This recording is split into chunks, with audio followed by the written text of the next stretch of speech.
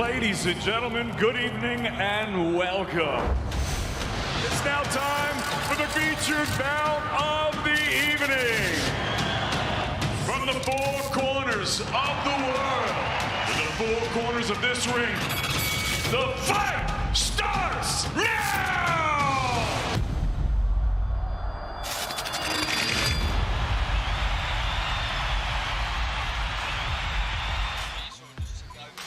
Well, good afternoon, everybody, from the O2 Arena in London. A Sunday boxing special coming up live on Dazn around the world. 9 fights on the bill, topped by Lawrence Okolie making the second defence of his WBO cruiserweight world title against the dangerous MICHAL CIESLAK from Poland. Joining myself, Darren Barker, at the commentary desk with 3 of the fights for you on Before the Bell, as well as the Welsh wizard, Joe Cordina. Great to have you with us, lads, as always. There are the 3 that are coming up for us. Big Dempsey, McKean from Australia takes on Argentina's Ariel Bracamonte. 8 rounds heavyweight action. Then John Hedges returns on a mark to his fighters against Aleksander Nagolski. Then big chef Clarke makes his debut, Tokyo Olympian, against Toni, Visic, and that will take us through to around 5 p.m, where we'll be live on platform. Campbell Hatton against Joe Ducker, his return after 5 fights in 9 months last year. Then big Fabio Wardley makes his return after 9 months out with a few injuries to heal against big Daniel Martz from the United States. Anthony Fowler makes his middleweight debut against Lukas Maciek from Poland. And then a big opportunity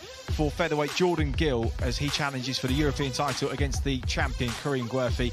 And then the much-awaited debut of one of the most talented amateurs we've seen in recent years, Galao Yafai, the youngest of the 3 boxing brothers, takes on Carlos Vado Bautista on his debut in a 10-round contest. That will set the table very, very nicely for the main event here at the O2 Arena. Lawrence Okolie making the second defence of his WBO World Cruiserweight title against MICHAL CIESLAK. He has ambitions of facing Myris Bridis in a unification later on. Myris Bridis will be part of our broadcast team here tonight. Will we have news for you later on? Okolie cannot afford to slip up. There, the 3 of us there. Evening, lads. Joe Cordina's on his phone. That's absolutely fine. Give the viewers at home a wave. He's hoping to get hired again. I'm not sure he will after that. Joe, good to see you. Obviously, you've had a few months off now. You've been back in the gym now, and I know Dempsey McKean has joined your stable. How's he been fitting in with the lads? Yeah, since he came over, he's been doing great. He's been in the gym training with Toni. I haven't seen him spar yet because they've been going out getting some top-level sparring, which is good for him. But he's doing really well. He's keeping up with the runs. That's the main thing. Well, you've done no sparring with Dempsey? No, I'd smash him to bits. Smash his kneecaps to bits, maybe. But anyway, the guys are ready to ring walk for the first of our contest this afternoon. So we'll hand you over to our MC, Mr. Joe Martinez. Check, check, check. I have no sound. I have no sound in the house. Check.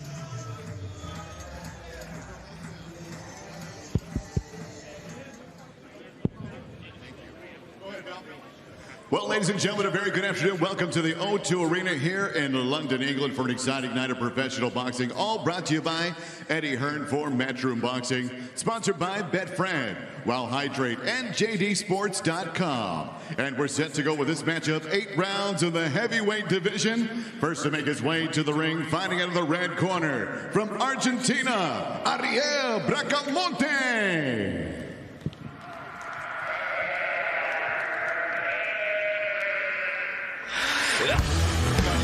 With Dave Allen in this very arena in 2018.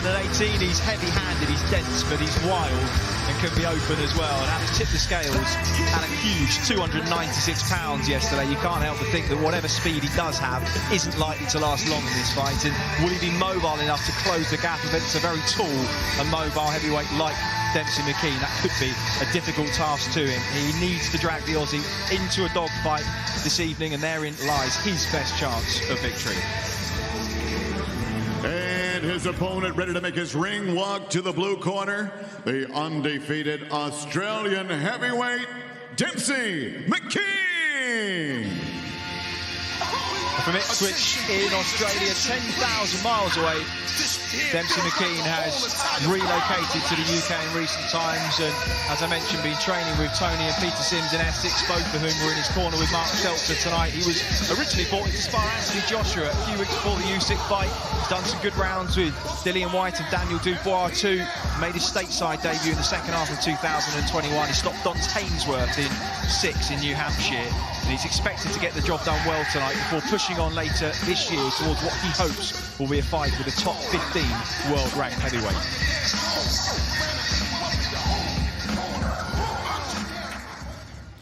Well, here we go once again, ladies and gentlemen. 8 rounds of action. This in the heavyweight division. Introducing to you first, fighting out of the red corner. Wearing black trunks, he weighed in 293.1 pounds.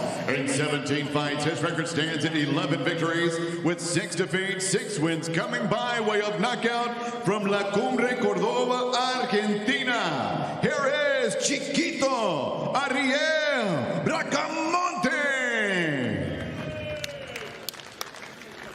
And across the ring, his opponent fighting out of the blue corner. Wearing white trimmed in gold, he weighed in officially 246.1 pounds. In 20 professional fights, he stands perfect with 20 victories, including 13 big wins coming by way of knockout from Ipswich, Queensland, Australia. Here is the undefeated Dempsey McKean. And your referee in charge of the action and judging the fight, Lee Evering.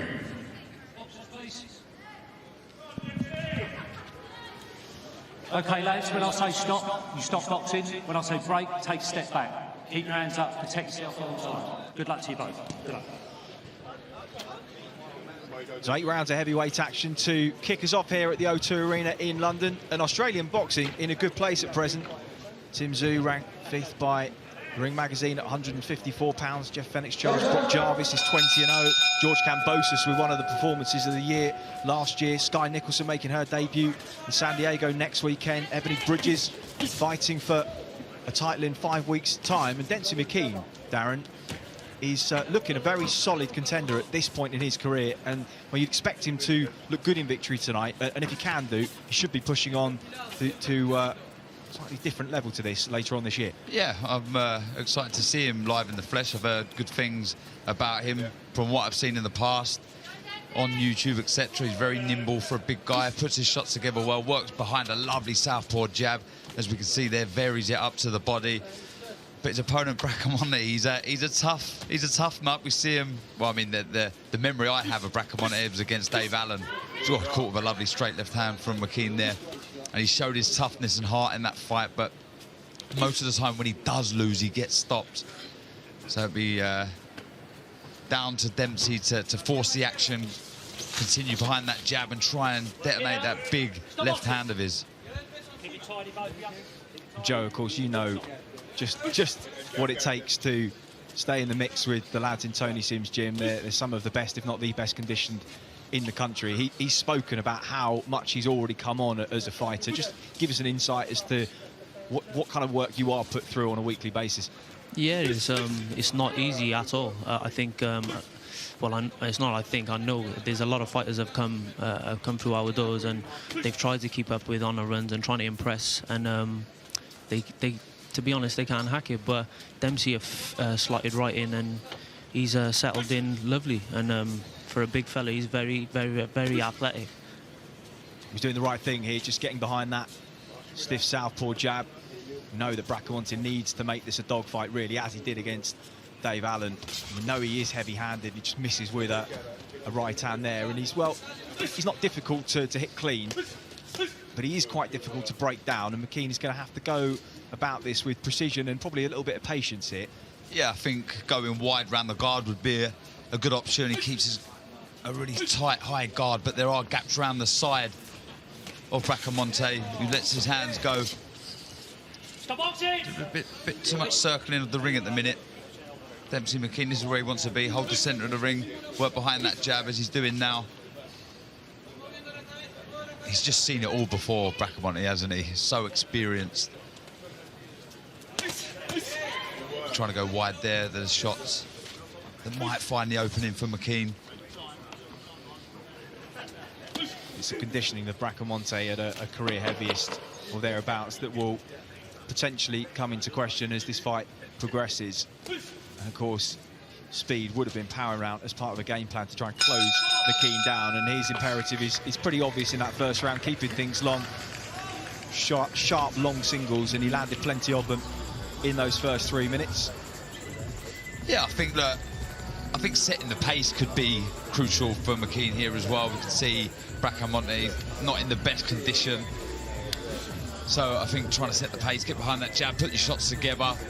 Doesn't need to be moving back as much. It's caught with a right hand there from Bracamonte, but in the hole, box nicely behind that jab. I think just getting a bit wider with the shots.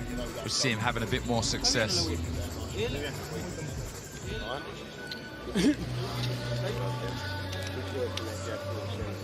Mark Seltzer on the left of the screen, just applying the Vaseline, one of the best cutsmen in the business. Peter Sims top right, and of course Toni Sims, who has guided your career, Darren, and is guiding yours, Joe, as well. A good man in the corner, not many better. And away we go into the second of 8. Bracamonte, just a stiff jab over the top of McKean's, but the Australian now back of centre ring. Yeah, throwing the jab like he means it as well, really snapping it out. Love the variation with it. Look, jab and body. He's looking for that wide left hook there. Just overreached with it. Yeah. He got tagged on the return there. Just a little reminder. Dave Allen, of course, well, he was a far less elusive target than McKean is proven to be in these early stages, but he said, I could rarely remember being hit harder than he hit me. And I suppose whatever shape he's in, when you have got 300 pounds turning through the shots, you are going to feel them in those gloves. And I never remember seeing a fight hit Dave Allen's face as bad as it was after that fight. He was really busted up. And McKean really, I think, if he boxes sensibly, he can make lighter work of this man, but he again just caught with the right hand on the counter. Yeah, he's got to set those shots up, get behind the jab. He was just wild with that hook there. I think the jab's key at the minute. Variation with it, try and break Bracamonte down with the shot. Body shots as well, I think tapping upstairs, dropping downstairs. You can see, like I touched on before, there are heavyweights out there in better shape, but that was a good short left hook. You see Peter Sims there just saying, what's the backhand coming over? He just comes around the side with that, and it's a weighty punch, and it's wild, but you don't want to get caught with it flush. Good spell from McKean, though.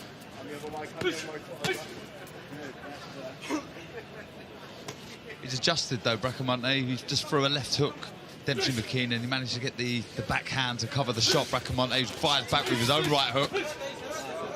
Although he's winning the exchanges, Joe, you will be feeling the kind of physical presence and the weight of Bracamonte. He's constantly just inching forwards. Yeah, I think Bracamonte is just waiting for him to let his hands go and trying to catch him with a wild counter. But I think Dempsey's boxing lovely. Them right hooks around the side, I think, are working, and as long as he just keeps it long and on the ones and twos, I think he'll be a short night's work for him. Dillian White brought him over in preparation originally for Otto Wardley, but I dare say he would be not bad preparation for Tyson Fury, in the sense that they're around the same height, and Fury, of course, does switch hit, and you never really know what he's going to do. It wouldn't be a bad option to just have some southpaw sparring in the bank with someone of the kind of height and reach that he has, in preparation for what is undoubtedly the biggest fight of White's career in a few weeks' time at Wembley Stadium. But good work from McKean, and he's attested to, he's never had as much sparring as this last 6 months in his whole career, and that he really feels it has brought him on to no end. Just not as much high-quality sparring in the Southern Hemisphere that there is across Europe now. Yeah, and you can see there exactly what Joe said. He's looking for the one shot every time Dempsey McKean lets his shots go. He's trying to look for that big overhand right. He missed with a couple there, but showing what a tough customer he is. Always trying to walk forward, always closing the ring down. There's that big overhand right Joe touched on, but that was good counter-punching from Dempsey McKean. Fired back with 3 unanswered shots. Big deep breath from Bracamonte afterwards. That's the shot there. He was just leaning back on it slightly, just taking a bit of the power away on that shot, but followed it up with a nice straight left down the middle of the guard of Bracamonte.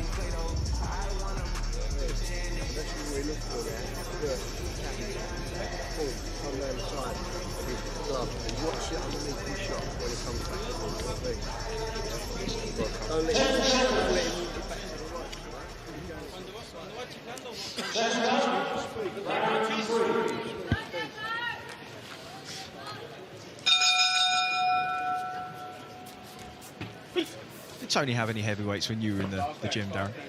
Early on there was Mark Potter. It was a sort of coming to the end of his career. Is he a Repton boy? Mark Potter wasn't, I think it was West Ham. And it was Andrew Lowe, light heavyweight. There was a few in there.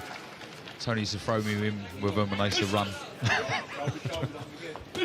But I heard Toni in the corner there just saying, stop getting backed up, leaning back on the ropes. Toni does like you to circle the ring and get back to the centre of the ring. Always try and urge fighters to do that. Don't want to be spending too much time and energy moving around the outskirts of the ring. This is where he wants to be, standing here, letting go of those lovely crisp jabs, followed up by the straight left hand. This is better work. Head hunting a bit, just needs to drop down to the body afterwards. Starting to sit down on those shots, nice straight shots too. Oh, put them together, on the lovely. side. Yeah, it was lovely, wasn't it?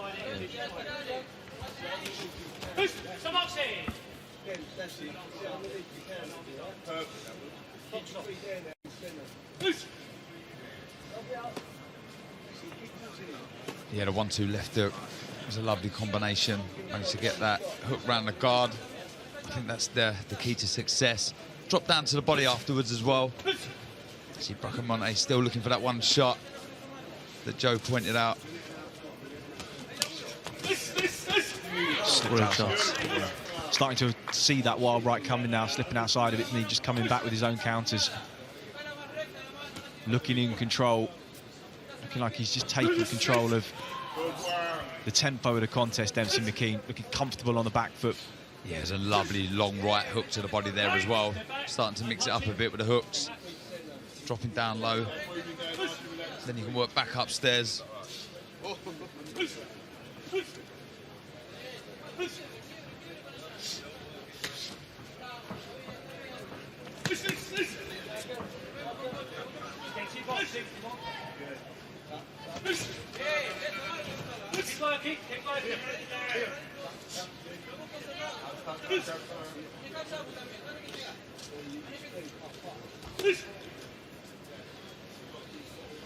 Just struggling with the southpaw stance, Bracamonte. He can't get his jab off, and you're trying to load up with that right hand, but obviously you've got a better chance of landing with the backhand when you set it up with a jab, so he's missing an awful lot. It's a good little spell behind the jab from McKean. Oh, lovely left hook. Great shot. Just punched at the same time, but McKean got there first. Left-handers. Bracamonte is looking to pull the trigger on the right. And just turned his head, but he's got a solid chin. And now McKean has just turned in with his back to the ropes right at the end of the round. Most meaningful shot of the contest so far from Dempsey McKean. Bracamonte starting to slow, as we expected that he may do. And he looks well in control at this stage of the contest. Yeah, it was a beautiful shot. Long left hook at the southpaw stance. He took it well. Like you said, Bracamonte, he's proved time and time again. Very rarely does he get knocked out. It might get stopped on his feet, but he's tough as old boots. He really is. But that was a good round from Dempsey McKean, picking the shots well. We see a bit more variation with the hook downstairs. If he threw in a couple of uppercuts, it's always a good shot to throw when you're fighting a shorter man. Yeah, just saw the Argentinian hold on there as well. The signs of him maybe being a little bit buzzed for the first time in the contest. Going to take a little more than that to get rid of him. Maybe 2 or 3 shots of that kind of ferocity and precision to put a real dent in him. But McKean certainly will feel that the contest is now very much in his hands as we enter the 4th round. He's up in the pace as well now. Dempsey McKean started his 4th round, starting to put them together. Trying to really put a dent in Bracamonte. Yeah, I think he realised he's hurt him, and I think he's up the pace now. Just in more of a rhythm, isn't he? Turning his man now, boxing around the centre of the ring, holding his feet a little more too. Yeah. He's enjoying himself now.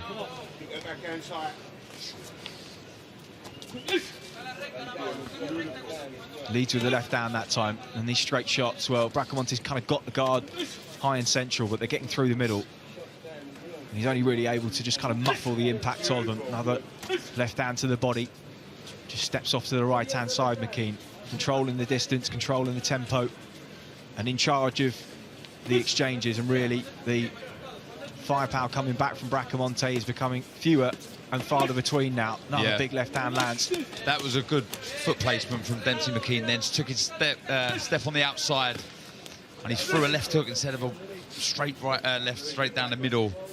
But I think getting that foot on the outside would help Dempsey McKean to find that left hand. Again, poking the jab out. He's found the distance quite well behind that jab.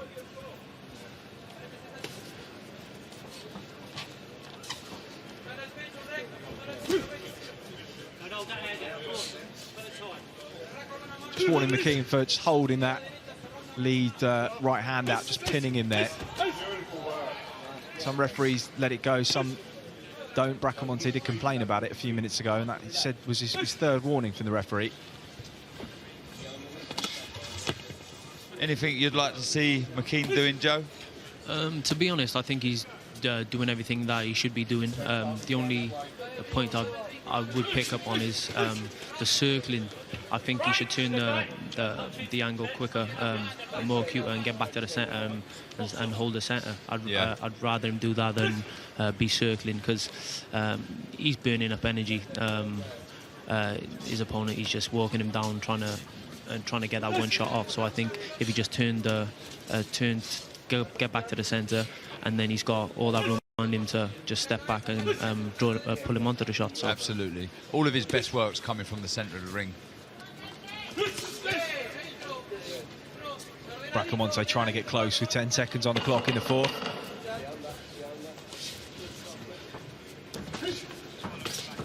Just lands a little short left hook over the top there. McKean just to hold on for a second. End of round 4.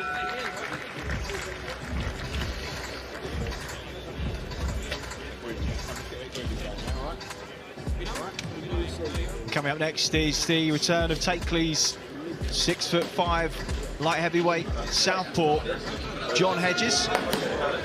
Going through the motions there with his coach Mark Tibbs.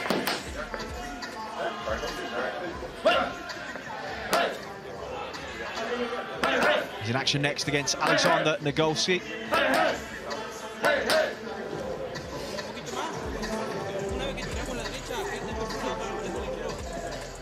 We're seeing the debut of Cheavon Clarke after this as well. Well, Argentina has produced some great fighters over the years, hasn't it? Carlos Monzon, Oscar Benavina, heavyweight slugger. And, of course, you fought one of the greatest as well. I see you grinning at me there. Please mention Sergio Martinez. No, I wasn't. I still having headaches from it. He set that up lovely. Yeah, he just pays me a fixed fee every week just to put some compliments in there. Well, I lost that fight. You did very well. You did very well. Cheers, mate. But right now, Ariel Bracamonte isn't doing too well against Dempsey McKean, struggling to close that gap, and has found himself on the end of long straight shots. Slammed a jab over the top of McKean's there. Is the right hand just a little low? Yeah, he's not cutting the ring off, is he, Bracamonte? He's following, you know, he's managing to push Dempsey McKean back.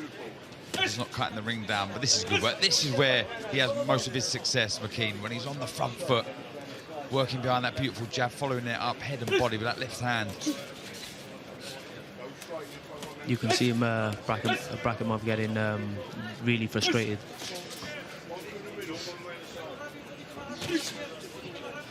That's a long jab from McKean. We've not given him the opportunity, has he, to, at this kind of distance, really dog it out with him and turn it into a bit of a street fight, which is his speciality, really. McKean's done the sensible thing. Kept it long, kept it disciplined. And Bracamonte has had, as we suspected that he might not, no answer for it. I think a nice uppercut after that long left, right to the body would have gone down a treat. Where you work them hooks to the body, the guard does come wide, so following the body shots up with an uppercut is always a good option.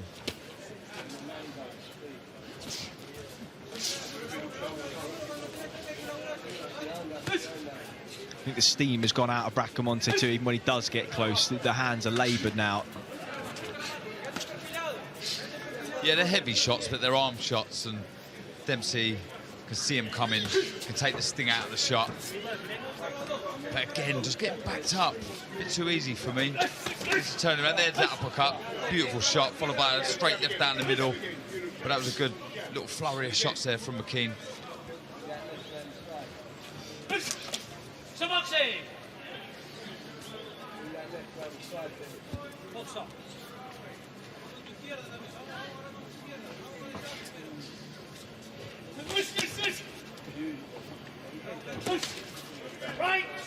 It was a very good fight when he puts his hands together, McKean. Flashy combinations, head and body, good variation. Yeah, and he's progressed through the combinations at a sensible rate too. Hasn't let them go too early when the danger is potentially still there. Just waited until he knows that the threat has been, well, it's always ever present at heavyweight, but it's been pretty much as neutralised as it could be in this contest. And he's confident now that he can start putting the 4s and the 5s together. Yeah, I think he knew he could catch him with them combinations early on, but he wasn't being too greedy. And like you said, I think he's progressed through the rounds, throwing them combinations, and he's throwing them at the right time now. So yeah.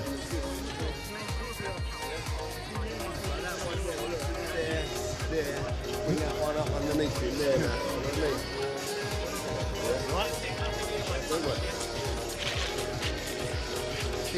Well, we could see what Tony Sims was mimicking there, Darren, and you haven't forgotten what he taught you.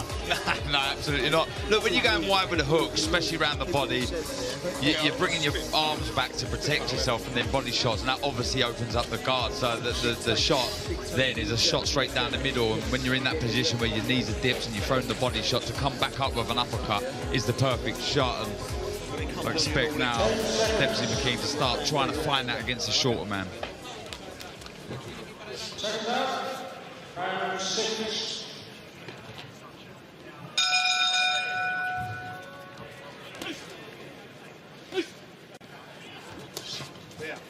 So into the 6th round, McKean has not lost one so far, in full control at distance of Ariel Bracamonte. Just landed that backhand to the body off the right hand to the head.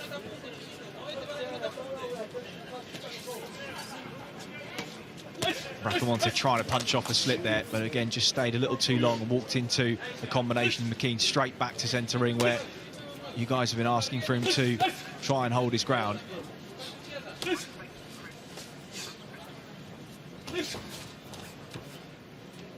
There's no value in trying to out-macho somebody who outweighs you by about 40 pounds in a contest like this. He's done the sensible thing. He's held his ground at sensible points, sat down on shots at the right time, Darren, but also not been too macho to give up ground, move off and hold the space on the back foot. No, he's done the right thing. I just, you know, a little bit too much circling of the ring, but he has been smart with his attacks. I think there's another way that you could draw the lead out. That's the feint. We talk about this all the time. He's looking to trade Bracamonte, so a little feint to try and get him to lead off and find the shots. That was a good head movement from Bracamonte, moving on the outside, missing the shot from McKean, but not being able to fire back with anything. He's just one step behind Dempsey McKean at the minute, or throughout the contest rather.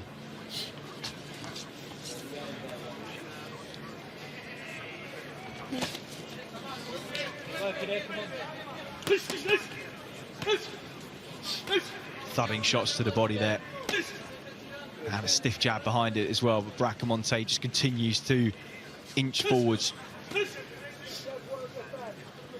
Mixing up the pace and the power well, Dempsey McKean as well. He doesn't load up with everything. He'll poke the shots out. He'll tap them out, a little flurry, free, then he'll drop a heavy one down to the body, as he does there. That's something that can't really be taught. See, with some fighters, they either don't carry power, or if they do, they try and load up all the time. So it's good to mix it up. Speed and pace and power.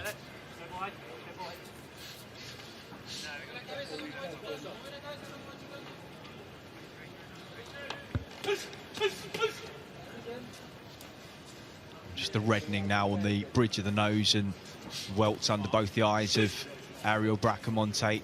Just the marks of a consistent and sustained attack from Dempsey McKean over the best part of 6 rounds here at the O2. There'll be more heavyweight action a little bit later on. Another man from Ipswich, but not Ipswich in Queensland. Ipswich in the UK. Fabio Wardley back in action against 6'7" Daniel Marks after 9 months out of the ring with a British fighter. And like McKean, he too looking to prove that he has credentials to mix it at world level in the coming months and years.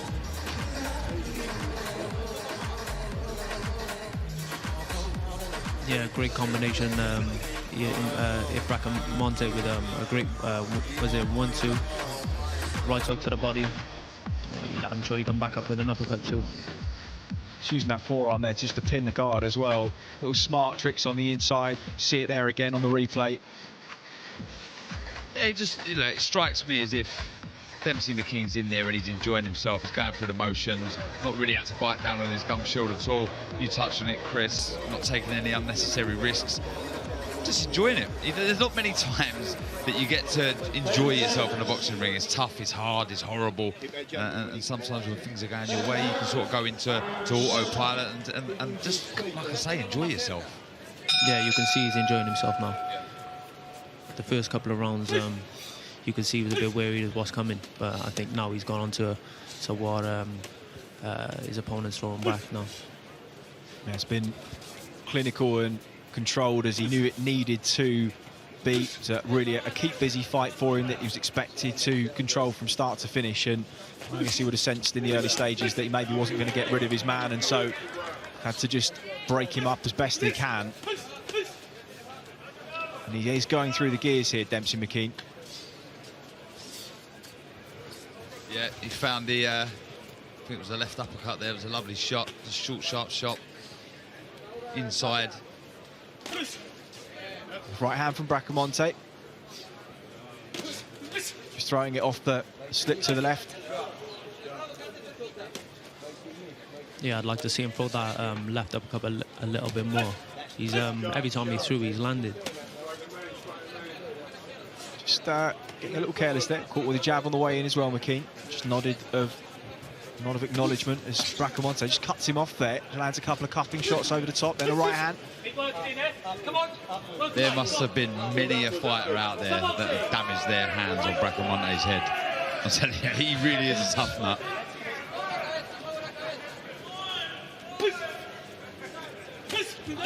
Yeah, many fighters that have made it a much more difficult night's work of him than Dempsey McKean has. He doesn't stop coming forward, very hard to deter and put a dent in, and he is heavy-handed as well.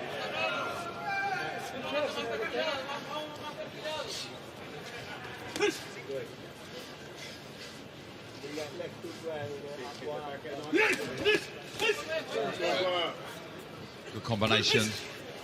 Right to the body, left to the body, followed up with a left uppercut. Really, really smart combination. Listening to the instructions of Toni Sims in the corner.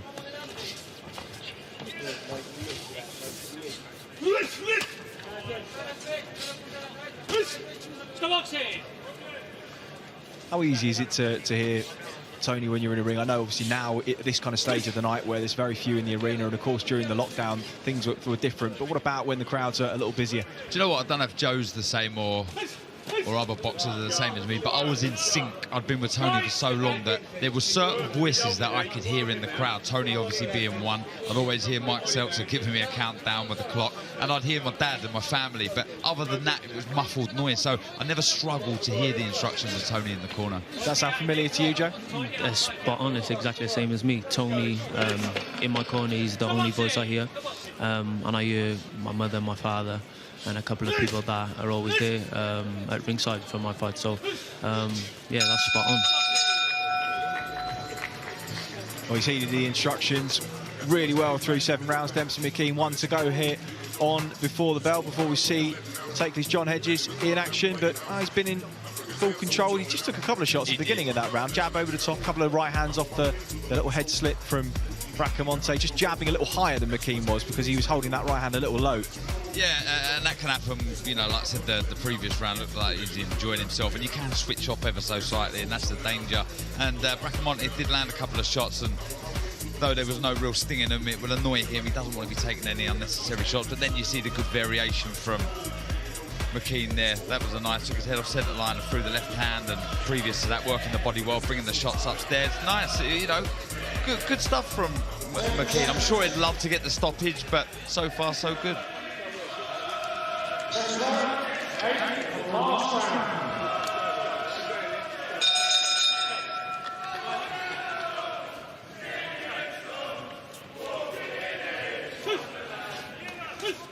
Well, plenty of the stable have come out to watch Conor Benn ringside. Craig Richards there as well. And Felix Cash, who, well, made his return after a very difficult year last year and by the skin of his teeth got through a really, really tough fight at Alexander Palace a couple of weeks ago. But we know he is better than that, and he'll be looking to show that later on this year. Nice 1-2 there from Dempsey McKean. He's around the side with the left hand that time. Bracamonte, just a little spring in his step, I guess, because he knows that he's got 2.5 minutes to try and turn this fight on its head. He knows he's got the power to do so. It's just whether he can get into range as he just slings a right hand at anything he can.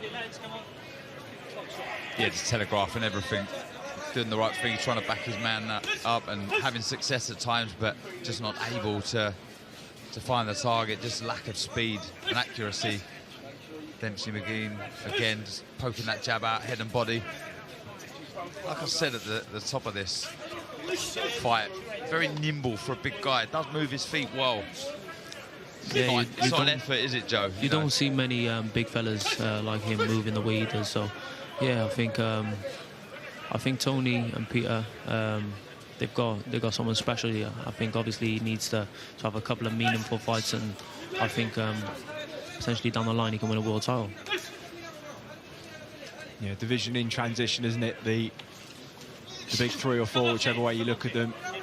Usyk, Fury, Joshua, all coming towards their mid-30s now, and with chapters in their careers to wrap up against each other in the next 18 months to 2 years, we hope. And then there is another chasing pack on the way through, and he will be wanting to be part of this. He's 11th with the WBO. The IBF at the moment says he wants someone ahead of him to bolster his rankings and put him in a good position. Options ahead of him, guys like Ajit Kaboyel, Charles Martin, but it's tough after that. You need to get past somebody like Filip Ergovic, Tony Yoka, Luis Ortiz, or maybe even Big Joe Joyce to clear a path towards a world title. And, well, none of those really are easy or favourable options. So he's going to have to be the goods, Darren. There'll be no easy routes to a world title for him. Look, there's some real big names there, some real stars and future stars. I think for me, for McKean, it's about knowing when to plant your feet. I think in the heavyweight division, you've got to be able to hurt your opponent. You have to. You're not going to be able to coast against these good guys, so you need to know when to plant your feet and let the shots go with real meat and power to put a dent in these top-class fighters. And I've just seen a bit too much movement, though he does move really, really well. I think at times he could have really put a dent in Bracamonte, but so far it's been a successful 8 rounds win for McKean. He would have learned a lot from it, and onwards and upwards. Yeah, very comfortable win. I think he'd be happy with the rounds, but also at the same time, I think he would have wanted a stoppage towards the end. So, yeah, it was a good win. Well, credit to Bracamonte, who didn't really have much of a reverse gear at any point in that contest. Kept marching forwards, kept absorbing the shots and trying as he could, but he was overmatched in the end. And Dempsey McKean rolls on to 21-0 now. And it's that a new crop coming through, the likes of Dubois, who he's been sparring with, Fabio Wardley, Sol Dacus, who will no doubt see Justice Huni as well, Ivan Ditchko, and of course the United States, Jared Anderson, who we hear is coming over to spar with Tyson Fury in preparation for Dillian White. A good crop of fighters, and he is part of them at heavyweight. And some good exchanges early on, but he didn't take too many risks in the early stages, Darren. No, I mean, look, it was a similar pattern, I think, from first to last. I think we see Dempsey enjoy it by this stage. Was moving, but putting the shots together well. Lovely straight left down the middle there. Started working the body well, and then starting to introduce the uppercut as the rounds went on. Look, it was a good display, it really was. Good shot selection. 8 solid rounds under the belt against a real tough opponent who is always value for money, always trying to push his opponent back, always trying to force the action, but that was good work to the body. The variation was impressive from Dempsey McKean, Chris. Yeah, I think Bracamonte may well be back to test 1 or 2 other prospects in the coming months. You can log that for sure. Well, the fighters are standing now by the ringside with the referee for the official particulars. So let's head over now, without further ado, to RMC, Joe Martinez. Well, ladies and gentlemen, after 8 rounds, we go to the referee scorecard. Lee Every scores this contest 80-72 for your winner by unanimous decision. And still undefeated, Dempsey McKean.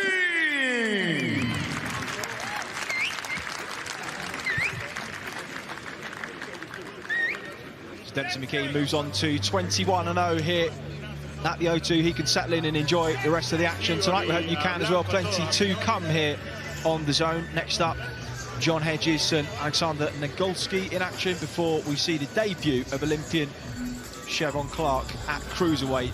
Take us through to 5 p.m. local time on the zone, where young Campbell Hatton will kick us off his 6th contest as a professional, and we'll see the likes of Fabio Wardley, Anthony Fowler, Jordan Gill boxing for the European title as well before Galal Yafai makes his professional debut too. Ahead of the main event, Lawrence Okolie and MICHAL CIESLAK. Well, that is the action still to come. Dempsey McKean off the mark as a professional. John Hedges and Chev Clarke still to come here on Before the Bell. Thanks for your company wherever you're joining us. You're listening to Chris Lloyd alongside Darren Barker and Joe Cordina as well. And we're set to go with the next fight tonight, ladies and gentlemen. 6 rounds in the light heavyweight division. First to make his way into the ring, fighting out of the red corner from Poland, Aleksander Nagolski. Well, Aleksander Nagolski, part of the Silesia boxing stable under Miroslav Butowicz in Poland.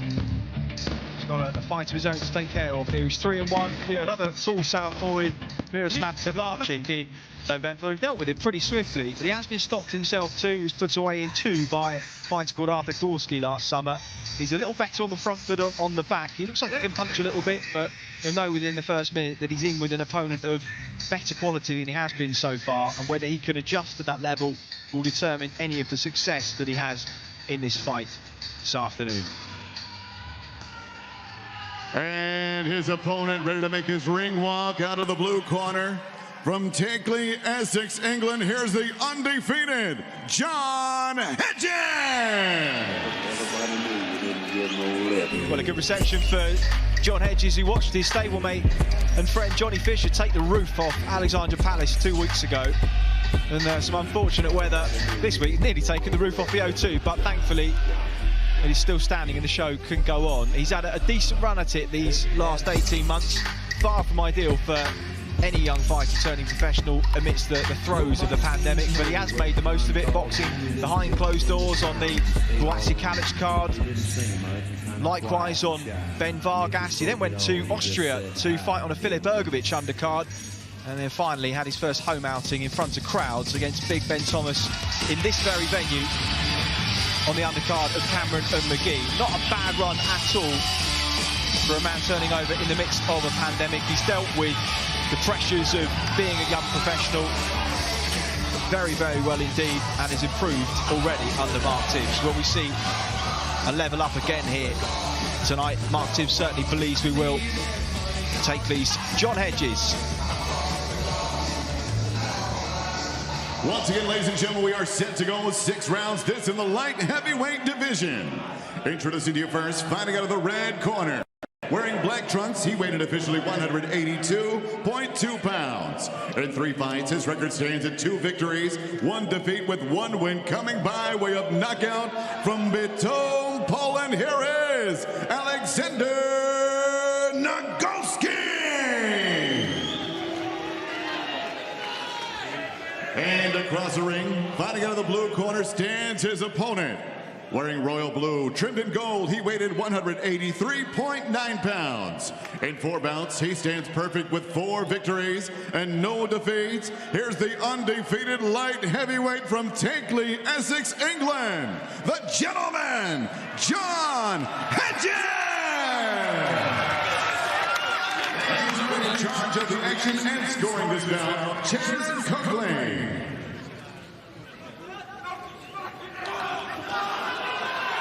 Okay, fellas, I already spoke to you both. Keep them punches up. No using the edge. Touch gloves, good luck.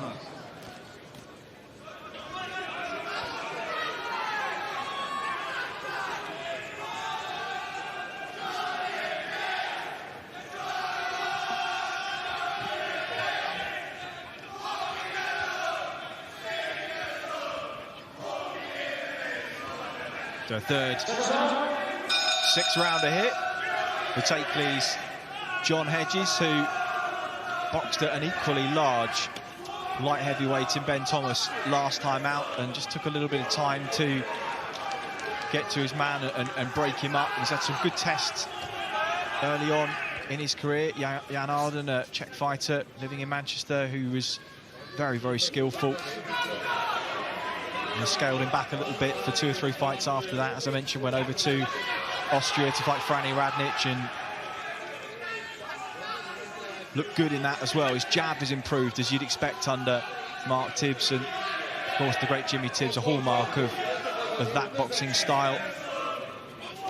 And of course, still developing as a young man, 20 years of age, Darren, and 6'5" or thereabouts. He's kind of coming. They made this at 183 pounds, and of course he'll box eventually at 175, but still kind of playing with the weight with him at the moment. Yeah, he is. Look, fundamentally he's sound. He said there with Mark Tibbs and learning heaps from Mark. He's got a lot to like. He's just searching for that maturity. We all get it at different stages in life. I didn't get it until I was about 25. So it takes time. Sometimes I still haven't got mine. But yeah, I think for John, as far as boxing is concerned, he's got every shot in the book. Classy fighter, very awkward southpaw, tall and rangy, and I think when that maturity does finally hit, we'll see some very entertaining and exciting stoppages from John. That was a lovely straight left, straight down the middle. Nagolski took it well. Yeah, already a little red though, isn't he, just above the left eye. Nagolski just misses with the right hand, and well, he looks very small in there, and that isn't because he's undersized at the weight particularly, it's because John Hedges is a real giant. Yeah, really stalking his man, isn't he? Already pushing Nagolski down, back to the ropes, to the corner. Credit to the pole, he's moving his head well, making it difficult for Hedges at times. That was a nice left to the body. Like I say, does mix it up well. Good variation. Always think you see the concentration on John Hedges' face there. Trying to measure his man with a jab. Good variation with it. There's that left uppercut. It's that looping left keeps catching him. Nagolski looking just a little bit out of his depth here. Just lands a cuffing right hand. Hedges straight back on him though. Really turning through these shots early. They've been working with an S&C coach called Sonny Cannon, who's in charge of all of Mark Tibbs' fighters, Johnny Fisher included. They've got Ebony Bridges working with them at the moment, and Tibbs said physically starting to feel the difference with Hedges on the pads. And well, it certainly looks to be the case from our ringside position here. A good first round from John Hedges. Yeah, you could say the best round of his pro career so far. Very accomplished there, very positive on the front foot, poking that jab out head and body, and that right to the body was a beautiful shot. Nagolski was very red and around the face and breathing heavy already, so I expect John Hedges to put the foot on the gas. But yeah, like I say, and Joe pointed out also, that looping left of Hedges was a beautiful shot. It's very difficult, you know, when you've had 4 pro fights as well, not to, and you haven't had a stoppage, you're desperate to get a KO, a stoppage on the record, and you become a bit over-eager and you start biting down on the gum shield and taking unnecessary risks, but a lot more educated in his approach in this fight. Hedges was trained by Sablio as an amateur at the Hoddesdon Boxing Club just north of London, where Jordan Reynolds also trained as an amateur.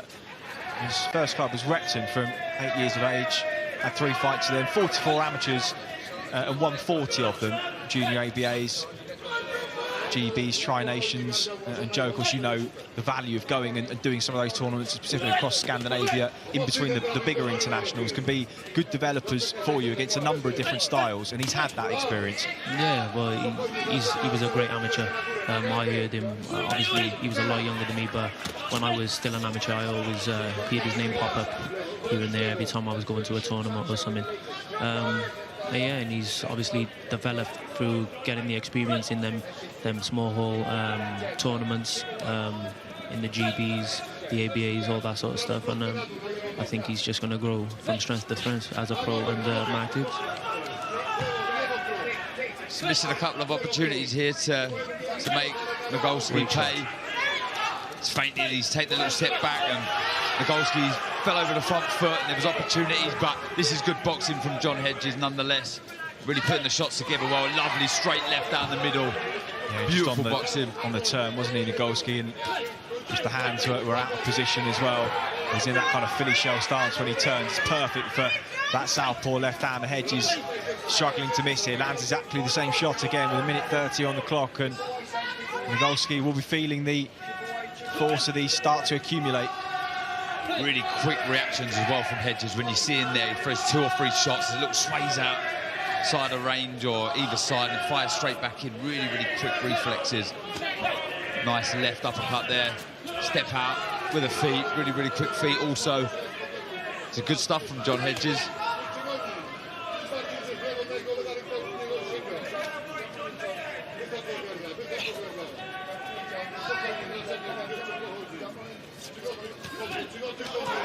Oh, great shots. Putting the hands together well there. Flurry to the body, forced Nagolski to step off and just trying to box him into a corner. Nagolski just trying to find some space. It would have felt like quite a long round this for him. With 40 seconds to go in the second. Hedges just trying to cut that space off, find something else.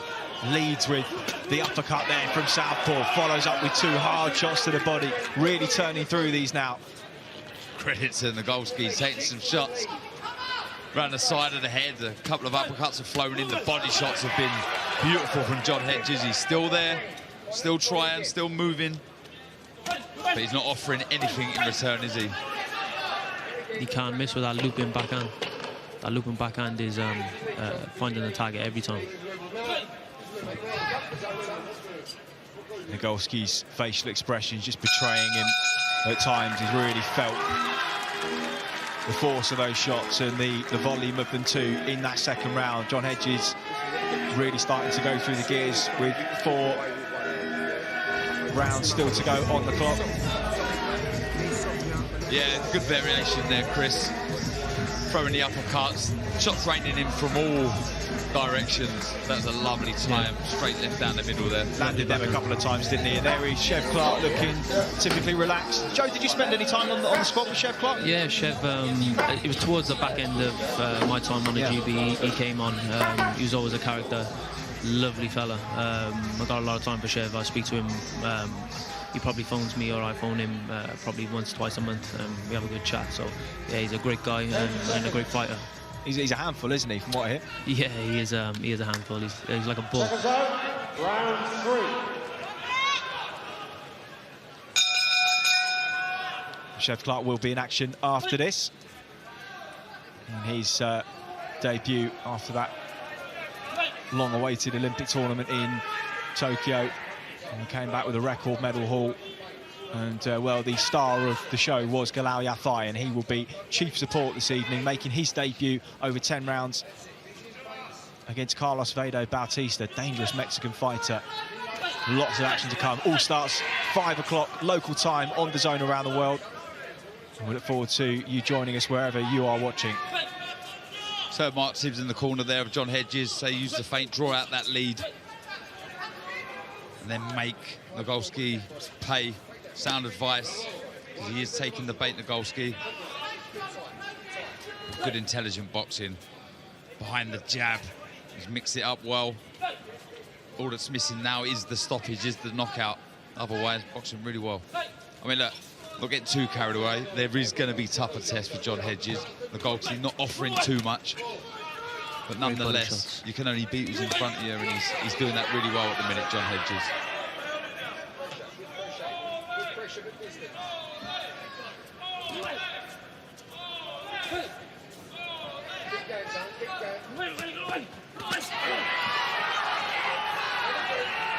Really starting to dig the combinations in, Hedges, and be a bit of a bully here. That right hook under the elbow.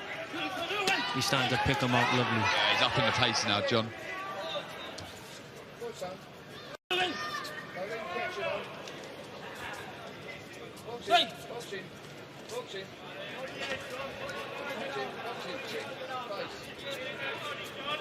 Again, Mark Tibbs, sound advice in the corner saying don't let him catch you. And when you're having things your own way, you can get a little bit greedy and switch off. Now and again, he will throw a big overhand right or left. Nagolski actually just misses with one there. Oh, he just took his head off the line there, Hedges, so he is still wise to what's coming back, and that's good to see defensive awareness in a fight that he's largely in control of. Again, just slipping that right hand and then comes back on the counter. Just stiffen Nagolski up with a left hand off the back of that combination.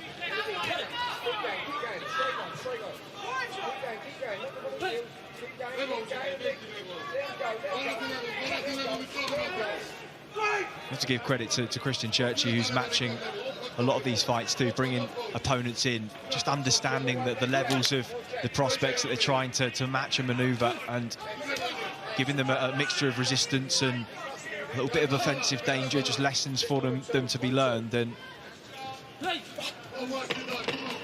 decent apprenticeship for John Hedges so far. He's letting his hands go now, trying to rough Nagolski up, push him back into the corner and trade fire with fire, and he feels comfortable doing so, and he's in full control.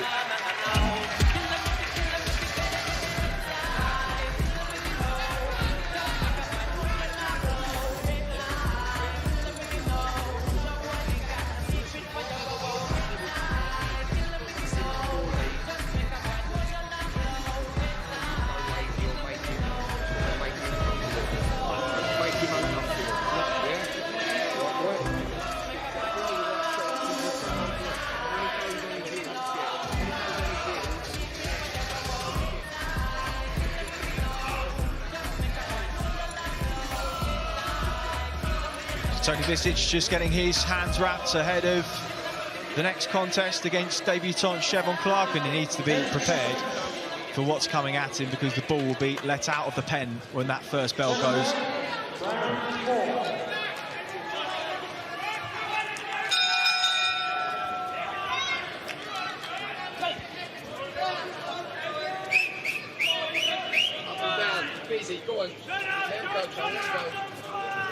John Hedges back at centre ring.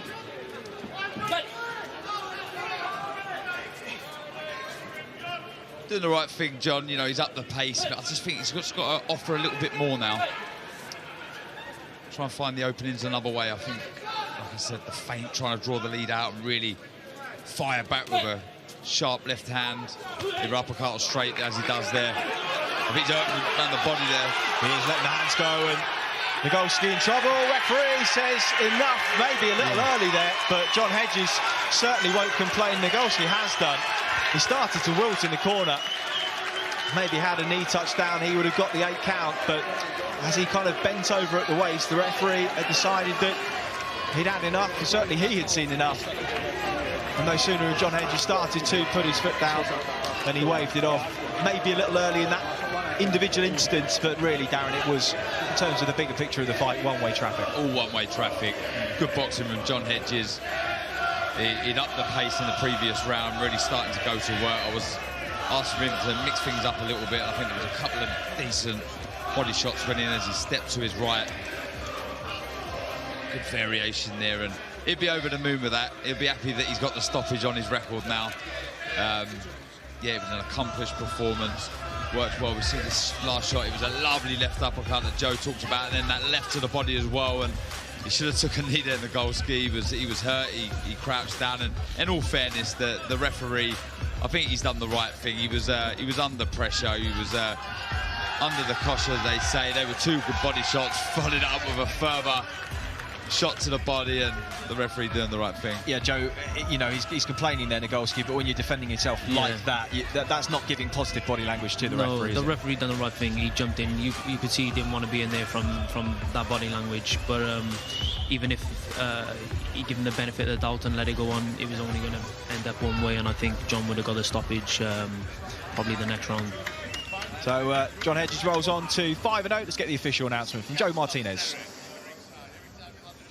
Well, ladies and gentlemen, the end comes officially 38 seconds, round number 4.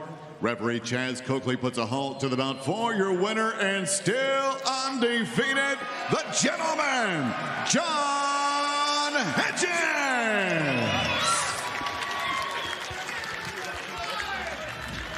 So John Hedges in full control en route to the second stoppage of his career. Aleksander Nagolski stopped in the corner. And it was clinical, pretty composed, and he cranked up the pressure fairly early on in the fight, didn't he, Darren?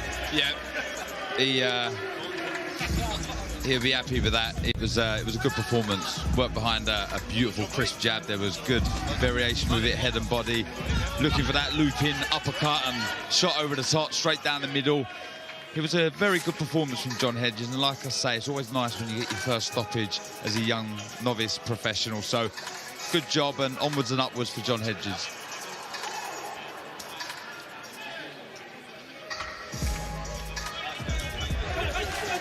That was a good start for him, clinical, and well, parallels with Dempsey McKean, I suppose. He was a much taller fighter, southpaw too, and just boxed well at range. But I think the difference with this is John Hedges wasn't afraid to just get up close and mix it a little bit. Joe, I guess he felt comfortable enough early and he knew there was no real danger. Yeah, well, he's got a very quick reaction, so I think when he was letting his hands go, he wasn't really worried about what was coming back. He's got good reactions, he was getting out the way of him. But yeah, I thought he was punch perfect at times. And it was that loop-in body shot, and then he finished off with a right hook to the body. He was catching him every single time. Yeah, smart boxing. It was that lovely left uppercut at the start and everything. He followed it up, like you say, Joe, with that left to the body. And that was Curtin's correct stoppage, in my opinion. He was only going to end one way. So, yeah, an impressive fight for John Hedges. Adds his name to a list of ones to watch at super middleweight, and well, we'll be seeing one of the ones to watch at heavyweight a little bit later on. Prospect Fabio Wardley returns to action here at the O2.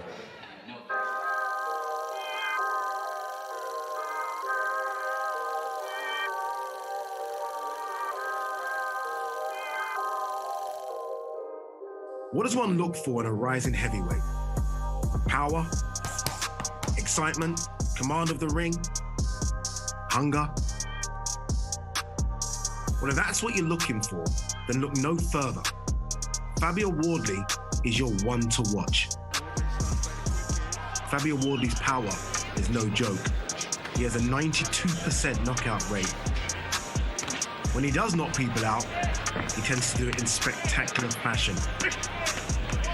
Fabio Wardley is opening up on Simon Vallely, and it is all over. Of his 12 fights, 5 victories has come by the first round stoppage.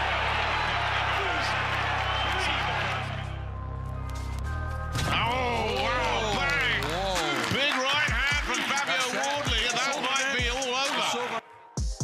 One of those first round knockouts took place August 7, 2021, when Wardley took on veteran Nick Webb.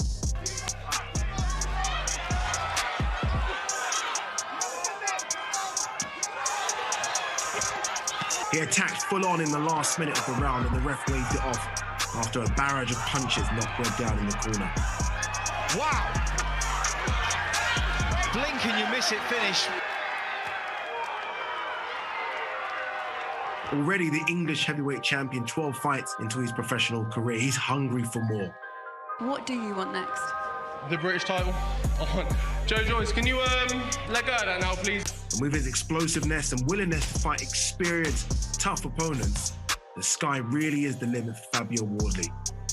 And still, the English heavyweight champion, Fabio Wardley.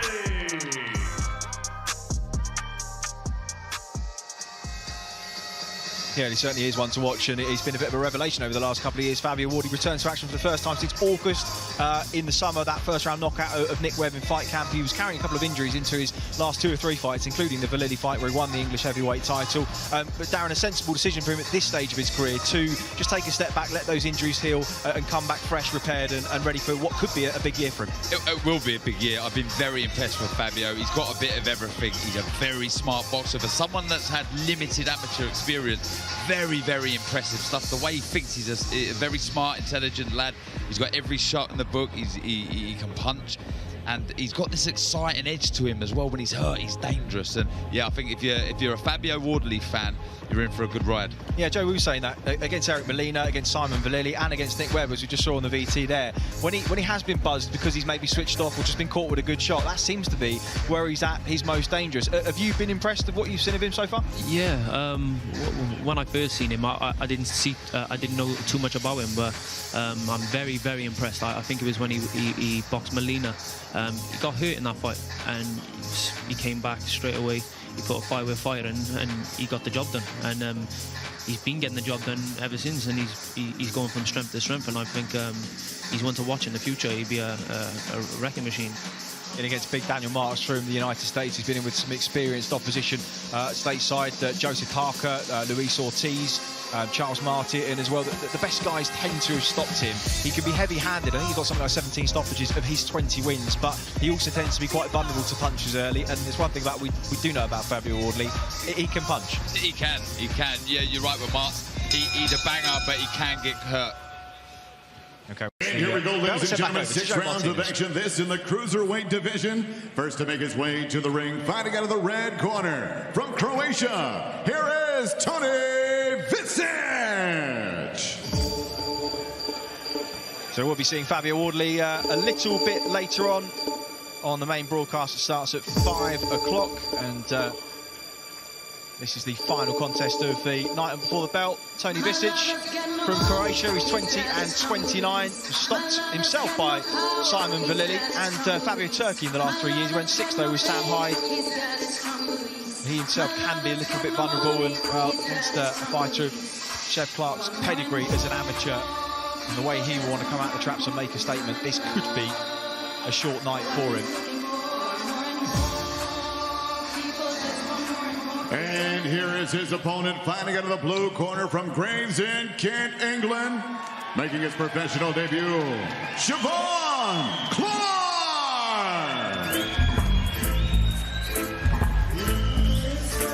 When he was incredibly disappointed to come back as one of a very small handful of fighters that didn't win a medal at the Tokyo Olympic Games, but in the grand scheme of things, he did very, very well to get there. It was a painstaking and arduous wait for the GB boxing team, a couple of whom in Galaia Fine, Peter McGrail, qualified March 2020, didn't go to the Games until August 21, and Chev Clarke persevered on. He's 31 years of age now.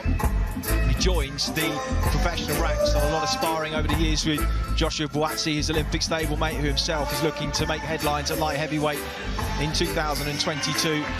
But like Galaia Fight, you just sense that he may, at 31, need to get a move on here as well, Darren. Yeah, and he'll want to. I've no doubt he would have seen these big shows that Matchroom are putting on and think, I want some of that. So I've no doubt he'll want to put his foot on the gas and get going.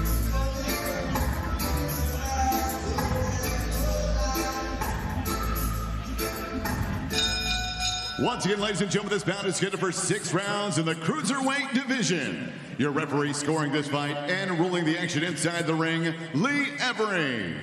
Introducing to you first, fighting out of the red corner, wearing black trimmed in lime green. He weighed in 199 pounds. He enters the ring tonight for the 52nd time as a professional from Split, Croatia. Here is Toni Visic.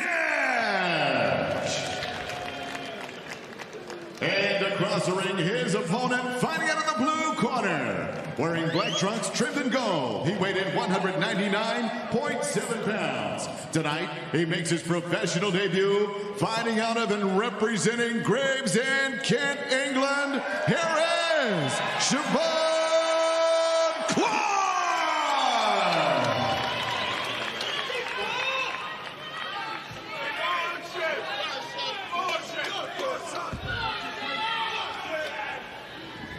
Okay, lads, when I say stop, you stop boxing. When I say break, take a step back. Keep your hands up, protect yourself at all times. Good luck to you both. Well, a top amateur. Chev Clarke beat Chris Billham-Smith in the ABA final 2016. It was an excellent fight.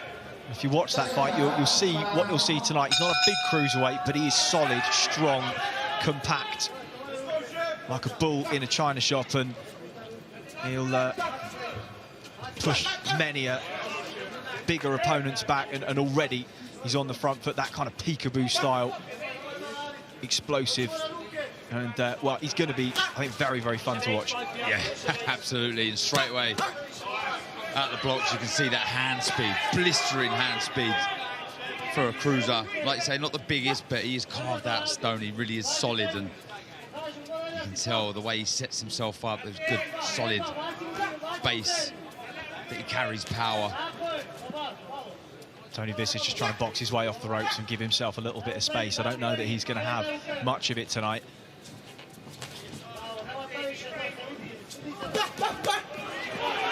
Lovely combination.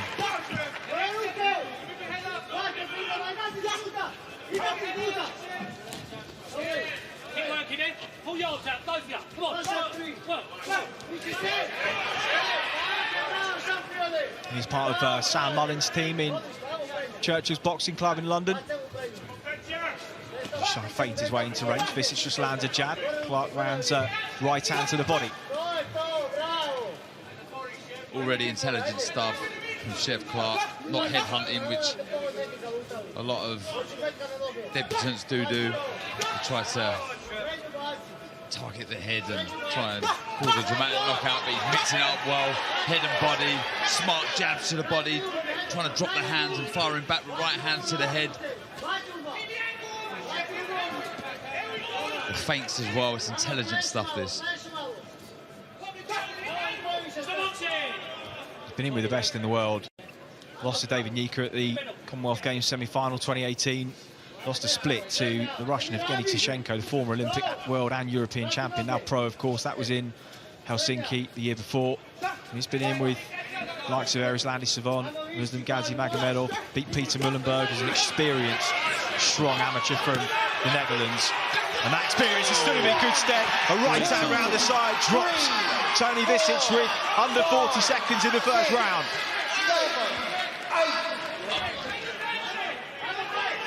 Well, he complained it was round the back of the head. We'll have to get another look at it. Looks pretty clean from first viewing. Chef Clarke has first blood here in the first round of his career. Right hand again follows up, and Visic is hurt again, and he hangs on.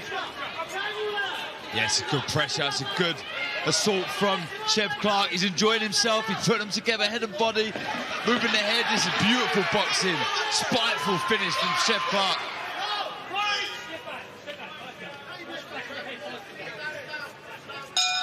Well, you only get one debut. You only get one opening round on your debut, and that was a pretty good one. Yeah, he'd be happy with that.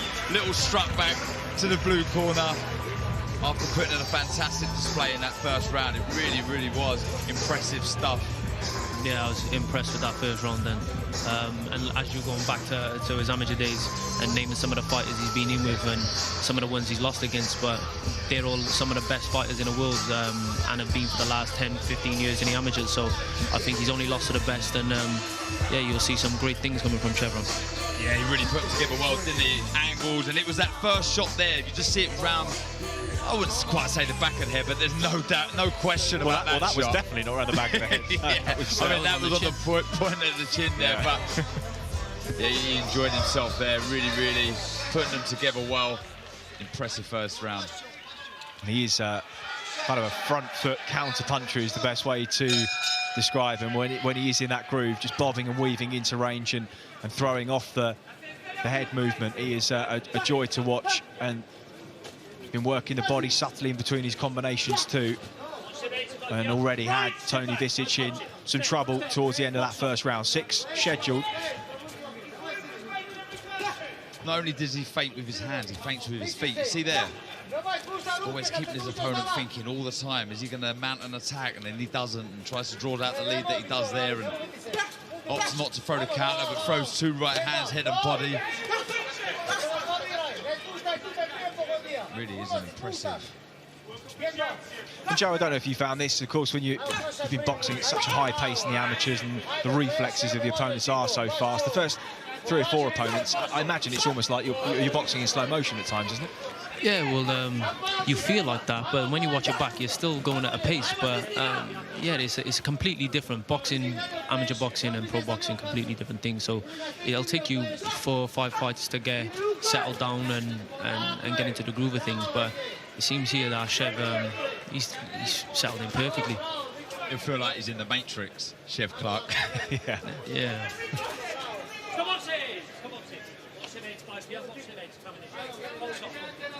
I think he knows he's got him hurt now, so I think he's trying to press him a little bit more. It's just going to be tough now at times when your opponent goes into survival mode to find the opening, so he's got to continue with those feints. Plenty of variation, but so far looking very impressive. Stepping off, creating lovely angles, firing up the middle. Visic is trying to keep the hands high and tight, but he will feel the force of these getting through. Yeah, he's trying to take the second arm, but a right hand around the side, and down goes Visic. I don't know if he's going to survive that. That was a heavy, heavy blow. He'll do well to make it to his feet, and it is all over in the second round. What a debut for Cheavon Clarke. Very impressive.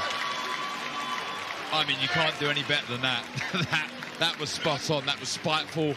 That was aggressive.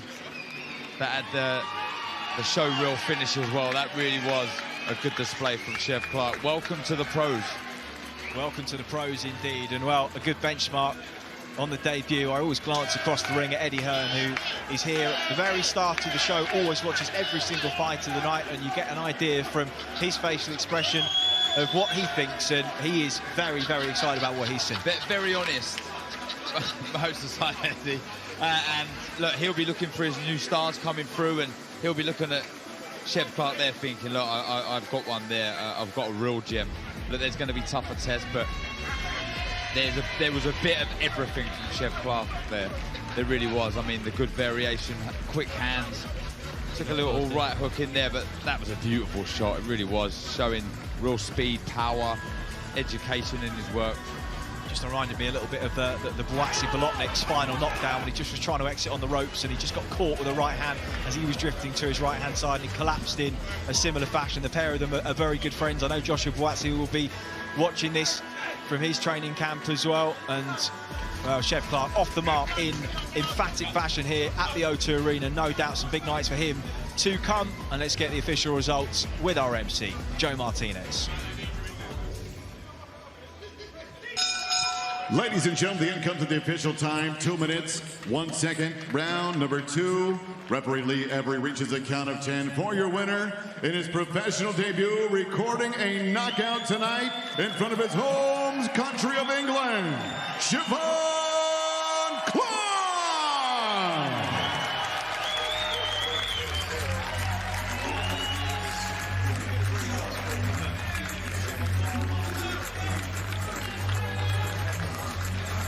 Well, as good a debut as you could have asked for Cheavon Clarke, and well, respect to Toni Visic, but he was under the cosh from the offers. We knew he would be, but well, sometimes these opponents can be really, really tough and difficult to unlock. We found clinical, precise shots, stiff jabs to the body early, and well, everything with purpose, and the way he changed angles when he was in the corner to create openings was impressive, and no doubt Sam Mullins and the team at Churchill's will be extremely happy. His motto is level up, and well, no doubt we'll see him level up in the months to come. He wants to be active, he wants to be busy, and no doubt you can see Eddie Hearn in the ring with him there. He will sense that he has something very, very special on his hands. Yeah, no doubt he has. Very, very impressive debut, really was. I was a little worried after the first round that Visic might go into his shell, and he did slightly, but Chev Clarke still found ways to find the openings and showing that tremendous power. I was really impressed with the feet, the feinting with the feet, the hands, and it was just spot on. Good variation, wasn't headhunting like a lot of debutants do. See the shots raining in from all angles. That was the first knockdown, lovely shot. Complaining it was round to the back of the head. Well, it certainly wasn't. It was on the point of the chin. And again, it was just more shots raining in. Trying to fire back with his own shots, Visic, but not having the opportunity. And credit to Visic, he got up twice, and they were two heavy shots. And back to work he went. Straight down the middle there. The variation again was impressive. Visic dropping his head, trying to make it difficult for Chev Clarke to land cleanly. But he always found a way to find the opening. Beautiful shot there as he was leaning forward. And it was a tremendous first round, and it was here that I felt Visic would go into his shell, and he did, but Clarke found the ways to find the openings, and This last shot was a peach. Look at that, as Visic is sort of swaying out of range. It's always horrible when you see a fighter go down like he did, the knee, leg almost bending. You see him sort of pivots his man onto the rope, takes the right hand and right over the top to the left shoulder of Visic. Beautiful shot, beautiful way to open your professional career. And Joe, after a frustrating couple of years having to wait so long for the Olympic Games, things not quite panning out for him. I know that's a familiar situation to what you found yourself in 2016. How much of a relief will this be, getting off the mark and having such a successful debut? Yeah, well, this is no secret. He's got talent, and you just seen it there. 2 heavy knockdowns. He got all the punches in the book. He got the angles, he got the footwork. He comes forward, he can fight. There's no getting away from that. But yeah, I was in a similar position, and coming into my debut, I wanted to impress. Second fight, I wanted to impress, and it was just fight by fight. You just want to keep leveling up, as Chev would say, and I think he's doing that. Absolutely. Well, plenty of action to come on the zone over the next few weeks. What a replacement Julio Cesar Martinez has proved to be. Chocolatito next weekend in San Diego.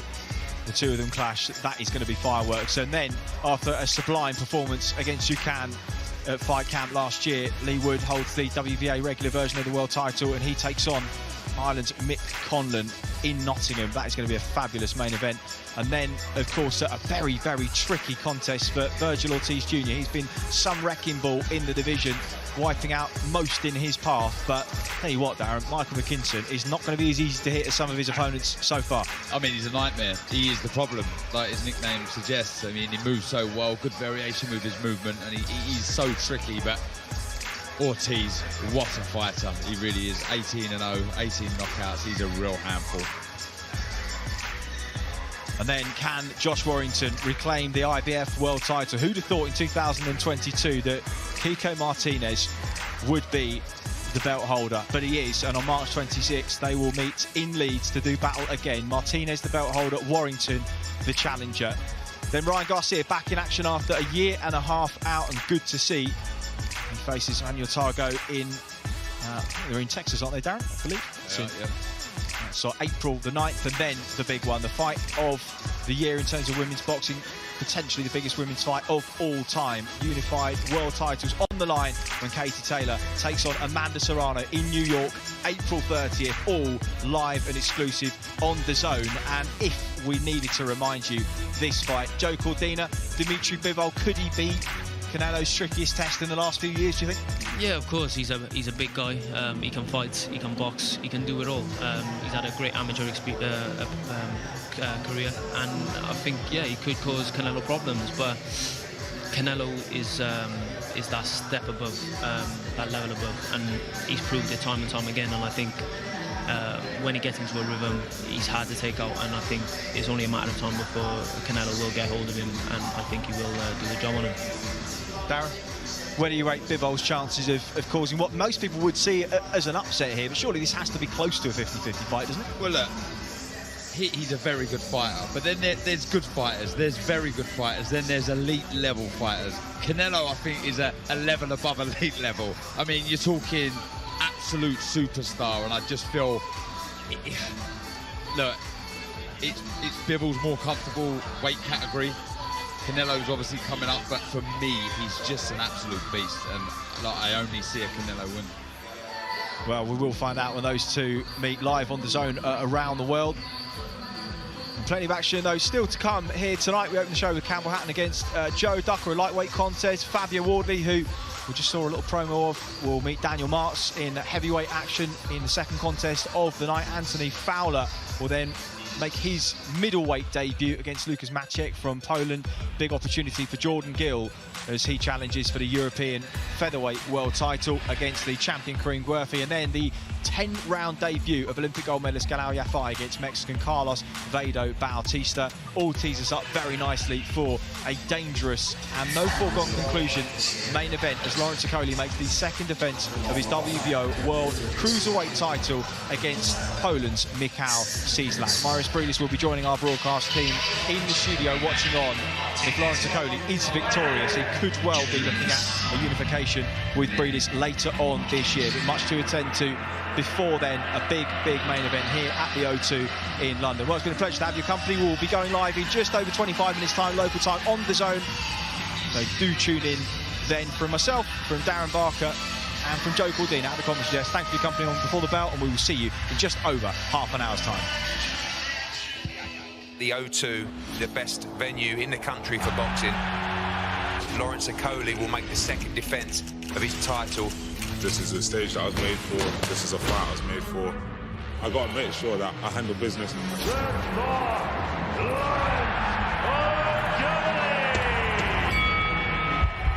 need any sauce?